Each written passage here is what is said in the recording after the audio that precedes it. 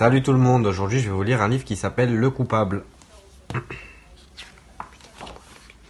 Comme chaque matin, le bûcheron préparait ses affaires pour aller travailler dans la forêt.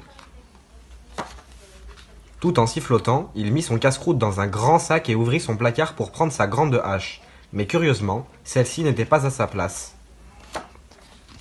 Le bûcheron fouilla dans toute sa maison sans mettre la main sur son instrument de travail. Rien sous le lit, rien dans la cave, rien dans le grenier.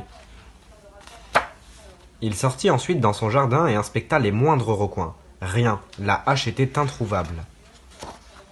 Le pauvre bûcheron, bien embarrassé, décida de se rendre chez son voisin pour lui demander si par hasard il n'avait pas vu sa hache. « Comme c'est étrange, dit le bûcheron dans sa moustache. D'habitude, mon très gentil voisin est toujours debout à l'heure qu'il est. Tout cela est bien étrange. » Il rumina un long moment. Mais qu'est-ce qu'il peut bien faire? Peut-être dort-il encore comme une bûche? C'est tout de même étrange. Une sombre pensée traversa soudain son esprit. Et si mon voisin avait volé ma hache? Caché derrière la palissade, le bûcheron commença à espionner son gentil voisin. Celui-ci sortit enfin.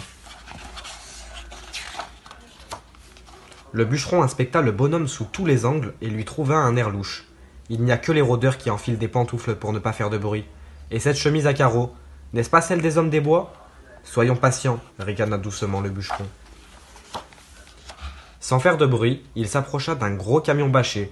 De la terre fraîche qui se détache des pneus, ce coquin est allé abattre des arbres dans la forêt pour les acheminer jusqu'à son jardin. Un peu plus loin, tiens, ce bandit porte des débardeurs et des salopettes.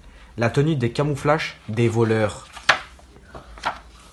Pendant ce temps, le très gentil voisin ne se doutait de rien.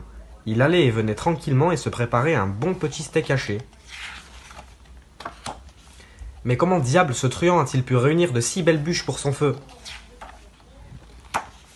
Cette démarche, cet air détaché, cet acharnement, il n'y a plus de doute. Le voleur de ma hache, à coup sûr, c'est le voisin.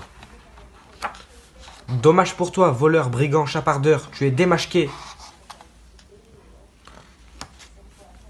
Mais à l'instant même où il achevait sa phrase, son pied heurta quelque chose. Sous des feuilles mortes, il reconnut sa hache.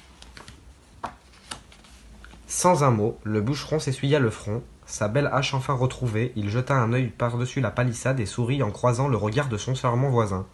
Les deux hommes se saluèrent très poliment. Le bûcheron partit enfin dans la forêt, le cœur léger et la tête encore un peu dans les nuages. Voilà, j'espère que ça vous a plu et on se retrouve bientôt pour une nouvelle lecture.